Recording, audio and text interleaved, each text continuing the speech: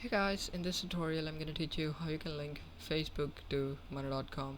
So all you have to do is to open the board in which you want to link Facebook automation, then press integrate button on the top, and here you have to simply search for Facebook, and as you can see under integrations it is showing Facebook. Click on it, and it currently offers you 3 automations, so select any automation that you would like to perform in your board and then press add to board button, and all you have to do is to press this connect button, and it will ask you to connect your Facebook account with money.com.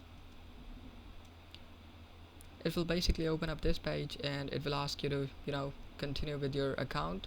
Once you press continue, it will connect your account with money.com and it will integrate money.com with Facebook.